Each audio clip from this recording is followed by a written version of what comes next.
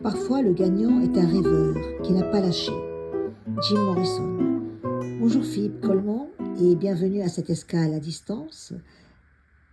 Pourquoi cette phrase, Philippe? Bonjour Jeanne, et merci de m'accueillir et de m'offrir ce moment de partage. Je suis très heureux de vous voir entamer cet entretien par la citation de Jim Morrison. Parfois, le gagnant est un rêveur qui n'a pas lâché. C'est une phrase qui me correspond bien. Je m'y retrouve pleinement, parce que je pense que je suis un rêveur invétéré. Je crois beaucoup dans les vertus du rêve. Attention, quand je dis rêve, je pense bien sûr à l'aspiration, pas à la chimère. Je parle de rêve en tant que force motrice, en tant que vecteur de vie, en tant que porteur d'espoir aussi. Le rêve est une importante source d'inspiration pour moi. Je pense d'ailleurs qu'un artiste en général, que ce soit un peintre, un musicien, un écrivain, rêve beaucoup plus que d'autres. Sans rêve, il n'y a pas de création possible selon moi. C'est pourquoi il est important, je pense, de croire en ses rêves fermement, farouchement, de continuer à rêver, de persévérer, ou même de persévérer, comme je dis parfois, pour avancer dans sa vie. Le temps hémophile, comme vous dites dans le dilemme du merle, il pleut des jours heureux, des souvenirs dorés, des soleils sans éclipse, nés pour l'éternité. Le temps joue un grand rôle chez vous.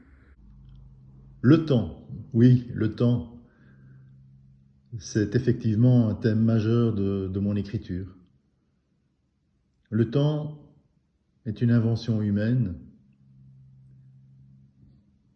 et on sait bien qu'il contient un grand paradoxe.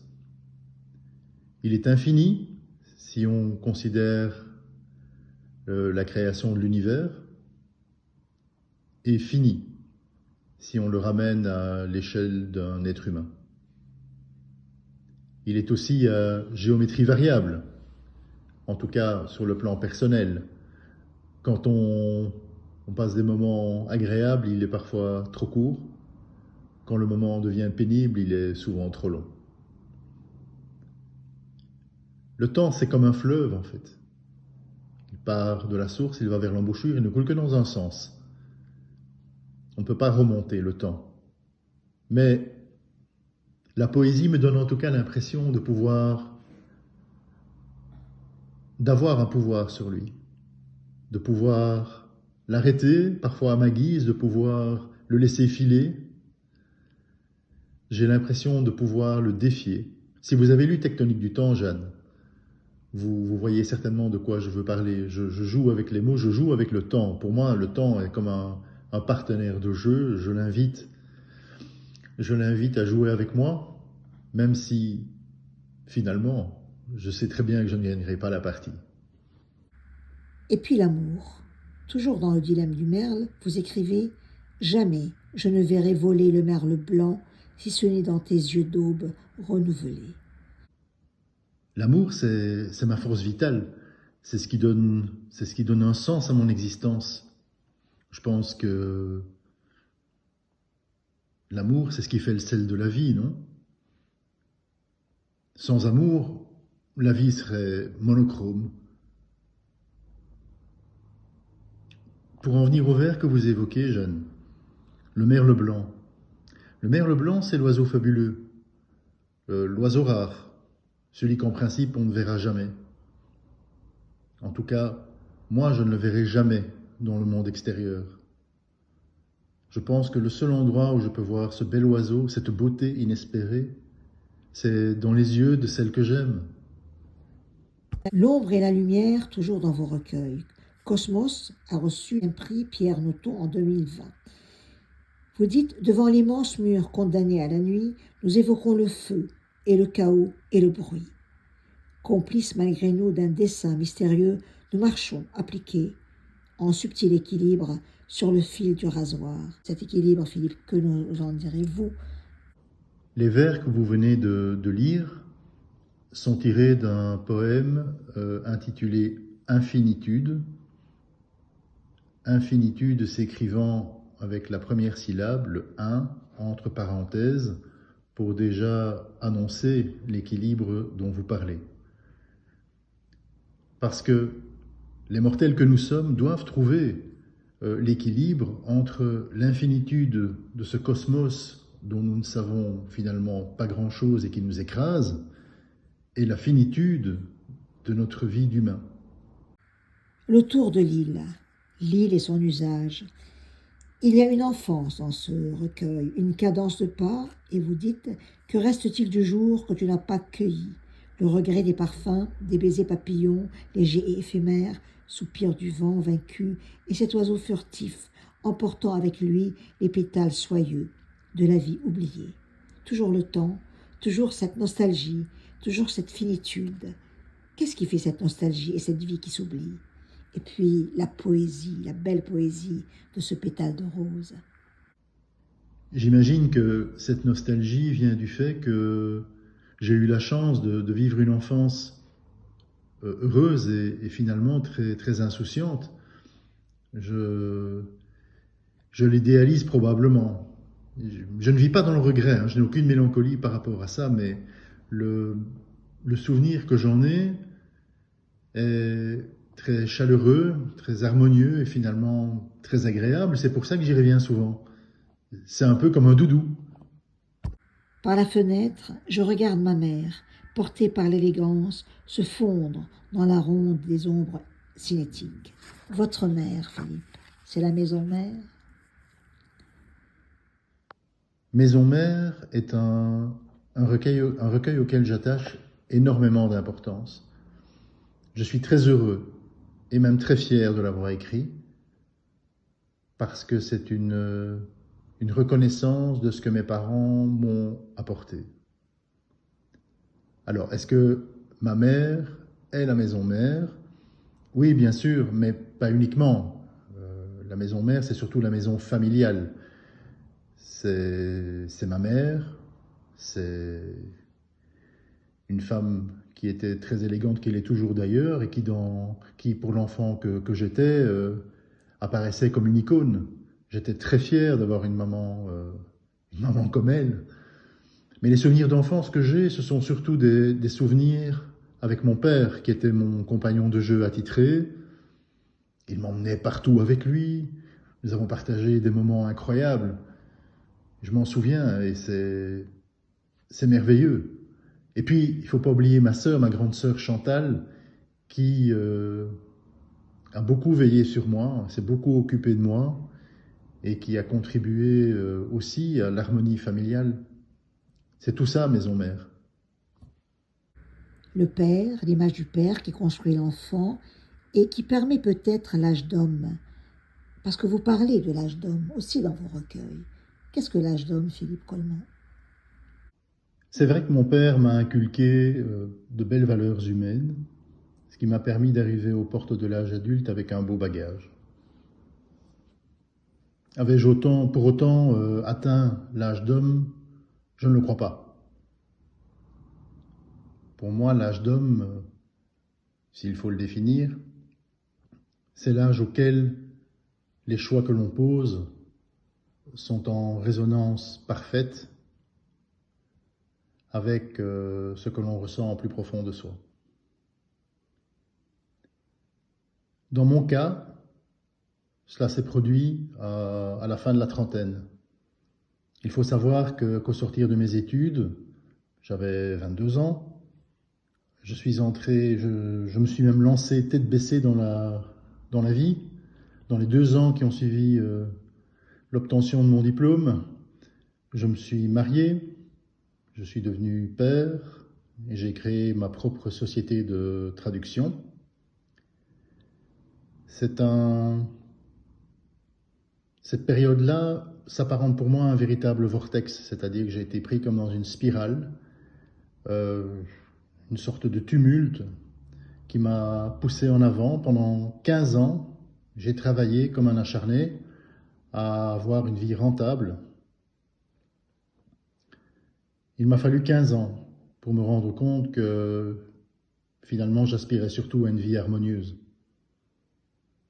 Dès l'instant où je me suis rendu compte de ça, je me suis repris en main, je me suis recentré. Ça n'a pas été simple au départ, mais par la suite, c'est devenu beaucoup plus facile. Ce qui a impliqué aussi, ce faisant, pas mal de bouleversements dans ma vie.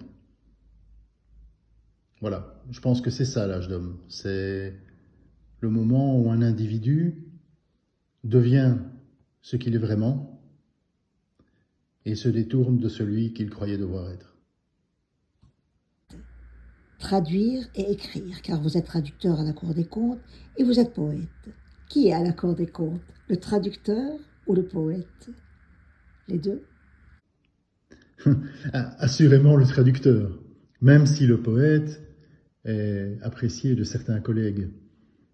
Il faut savoir qu'à la Cour des comptes européenne, les textes que nous traduisons sont d'ordre technique, ce qui explique d'ailleurs peut-être que je me sois remis à écrire de la poésie, chose que je ne faisais plus pendant toute cette période où j'étais indépendant et où ma créativité passait essentiellement dans les traductions que je réalisais pour nos clients. Philippe Coleman, je reviens à cette notion de rêve. Quel est ce rêve qui vous hante? Et est-ce qu'il y a des jours où il est dans l'ombre et d'autres jours où il est plus nourri? Je n'ai pas à proprement parler de rêves qui me hantent. J'ai plusieurs rêves, comme tout le monde, mais je suis surtout animé par une grande aspiration, celle de mener une vie aussi sincère que possible, dans un esprit de bienveillance, de respect et de partage. Cela me fait penser à une phrase que René Char a écrite dans Le temps est part, tiens, hein, le temps, et qui dit « Donne toujours plus que tu ne peux reprendre et oublie. Telle est la voie sacrée. » Je trouve que c'est une règle de vie d'une grande sagesse et j'essaie de l'appliquer. Dans votre recueil « Terrain conquis », vous dites « Personne ne déblaye le gravat de l'enfance. Les plus chanceux emportent quelques cailloux sauvés dans leurs poches cousues. Les autres font leur deuil en cassant les carreaux. » À quel prix, Philippe, les terrains sont conquis? C'est un peu comme dans l'immobilier, Jeanne. Tout dépend du terrain et du prix qu'on est prêt à y mettre. Certains terrains sont faciles à conquérir, pour d'autres c'est plus difficile, voire impossible, soit parce qu'ils sont hors de prix, soit parce qu'on n'a tout simplement pas envie d'y mettre les pieds. Je pense par exemple à la politique, dans mon cas. Par ailleurs, les terrains, qu'il s'agisse des droits, des libertés, de l'amour, ne sont jamais définitivement conquis. Il faut se battre pour les conserver. Je fus été avant que d'être, entré sans bruit dans mon automne, ce nuancier de flamboyance, à la marge du ciel, un train, pourfouant la nuit de sa puissance étrave. Vers quelle gare ultime, vers quel vœu formulé? Toujours la finitude qui est comme une psalmodie dans votre écriture. Est-ce que c'est le chemin vers quelque chose, je dirais, de définitif? Et le regret d'y aller, ce temps qui passe? Je me permets de réagir au premier poème que vous citez, l'été, l'automne. On dit souvent qu'on ne peut pas être et avoir été. Et pourtant si. On est parce qu'on a été. Et parce qu'on sera. Ça m'amène vers la deuxième question. Du vers quoi allons-nous? Vers quoi allons-nous? Nous le savons tous. J'aime l'image du train. J'aime l'image du train parce que les rails symbolisent quelque part le destin. Il y a quelque chose d'inéluctable. Nous savons tous que nous allons finir dans une gare, la dernière. Nous le savons. La voie ferrée, le chemin, c'est la vie. Et il ne faut pas avoir de regret de prendre ce train. Il faut simplement essayer de de rendre le trajet le plus cohérent possible, car comme disait Philippe Noiret, le voyage est court, essayons de le faire en première classe. Pudique, et pourtant, tout en votre écriture est un cri à l'accollement, c'est-à-dire non bruyant, poétique et pourtant rauque. Ce cri. Jusqu'où irez-vous dans le lever de rideau sur ce cri et sur vous? Si mon cri est peu bruyant, c'est peut-être parce que j'ai appris, lors de mes années de galère, à l'intérioriser. J'ai appris à hurler en silence. C'est donc un cri intérieur, un cri, je dirais, d'injustice par rapport à la vie, même si je ne suis pas à plaindre, ou plus à plaindre, mais aussi par rapport au monde qui nous entoure et qui ne me va pas du tout. Parce que le monde est bien loin de l'esprit de fraternité que je chéris. Et ce cri d'injustice se double d'un cri d'impuissance. Je me sens vraiment démuni par rapport à ça. Mais la poésie me permet de l'extérioriser, de m'exprimer, de traduire certains états d'âme et de parler aussi au nom des autres, de traduire le cri des autres. Quand je dis je est parfois un autre. Le regret de ce qui pourrait être mais ne le sera pas, car peut-être que quelque chose ou quelqu'un s'est perdu. Qu'est-il arrivé à ce traducteur pour écrire si beau, tellement en profondeur, en apnée aussi et en joie? Autrement dit, comment on devient traducteur et poète? La poésie m'a pris à l'adolescence, même très tôt à l'adolescence, vers 14 ans, c'est-à-dire bien avant que je sache que j'allais devenir traducteur. Jusqu'à 17-18 ans, je me destinais à être ingénieur civil. Vous voyez, on est loin du compte. Mais manger les mathématiques à tous les repas a fini par me dégoûter et je me suis laissé séduire par le chant insistant des mots. Je me débrouillais aussi très bien dans les langues étrangères, donc j'ai fini par m'engager dans des études de traduction et ça m'a réussi. Traduction et poésie forment à mes yeux un couple idéal. C'est presque le yin et le yang, puisque le traducteur que je suis traduit les mots des autres. Quant au poète, il essaye de traduire l'indicible. La même question. Votre écharpe, Philippe, si vous ne l'aviez plus, pourriez-vous écrire encore? Et est-ce que c'est elle qui vous nourrit? Et quelle est-elle, si on peut poser la question encore? Vous parlez d'échardes, mais les échardes sont des blessures. Les blessures, tout le monde en a. Les miennes me conduiront peut-être, et m'ont déjà conduit à écrire l'un ou l'autre poème, mais elles ne constituent pas le fondement même de ma poésie.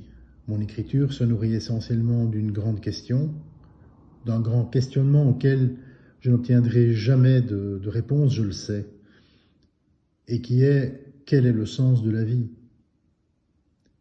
Cette question-là, elle s'appuie elle-même sur deux autres mystères profondément humains que nous avons déjà évoqués. D'une part, le temps et notre impermanence, et d'autre part, l'amour, notre principale raison de vivre. Autant dire que ce questionnement étant profondément ancré en moi, et ne recevant pas de réponse qui me satisfasse, mon écriture ne devrait pas se tarir. Combien de recueils à ce jour, Philippe Coleman? Et il faudrait que je les compte. Je voudrais d'abord préciser que je n'ai été édité qu'en Belgique. Donc je n'ai aucun recueil qui a été édité en France, par exemple. Alors, si je fais abstraction des recueils qui ont été publiés à compte d'auteur et qui sont, somme toute, confidentiels, il y en a 11 chez Demdel Éditions, une maison qui a arrêté ses activités fin 2021. Il y en a un au grenier Jeanne Tony. Il y en a un autre chez Bleu d'Ancre, Maison Mère en l'occurrence. Ça nous met à 13. Et 4 aux éditions Le Coudrier, la maison d'édition avec laquelle j'ai développé sans doute le plus de connivence et qui est dirigée par Joëlle Billy, la femme du regretté Jean-Michel Aubert, un vraiment très grand poète belge qui m'avait fait l'honneur de signer 2 préfaces, celle de Tectonique du temps et de mon dernier né, Terrain conquis. Voilà, donc ça nous met à 14 plus 3, 17. Voulez-vous nous lire un passage d'un de vos recueils qui vous touche particulièrement? Et pourquoi? Oui, bien volontiers, Jeanne, même si le choix n'est jamais facile. En l'occurrence, j'ai choisi de vous lire un poème d'amour parce que l'amour me donne énormément de force, donne un sens à ma vie aussi. C'est un texte que j'ai écrit pour Véronique, la femme qui partage ma vie et qui me donne du soleil tous les jours.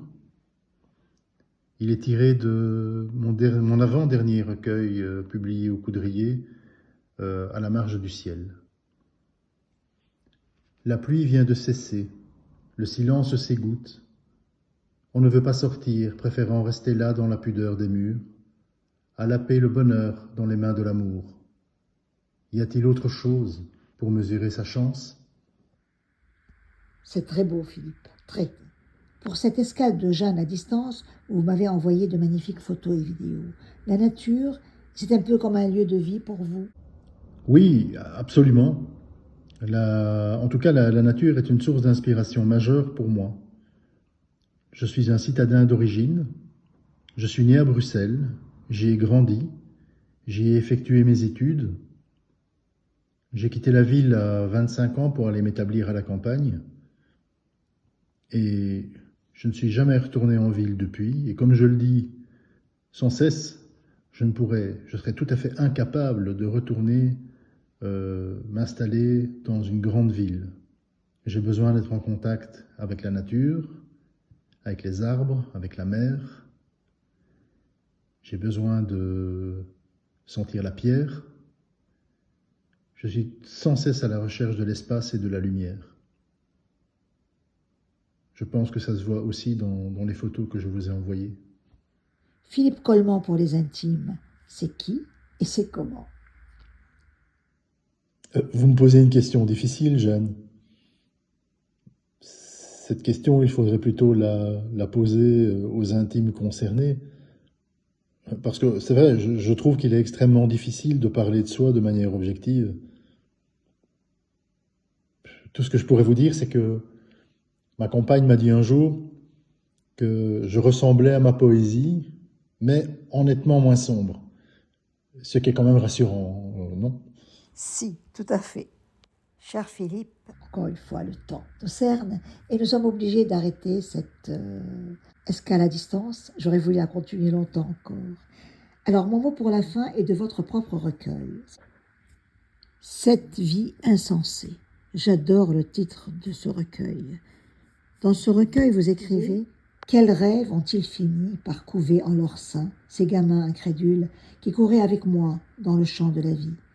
Et puis, l'écho, fugace, trace ce qui fut. En cet instant précis aujourd'hui ne dure guère qu'une seconde. Chaque mot est un écueil sur lequel on peut buter, mais qui se contourne. S'il avait un sens, c'est dans le lit des fées du delta de tes bras. C'est magnifique, voilà. Nous allons terminer cette escale à distance de Jeanne avec Philippe Coleman, infiniment remercié. Au revoir, Jeanne, et merci de m'avoir invité à cette escale. À bientôt. Merci à vous, Philippe. Un grand, grand, grand merci. Vraiment, merci.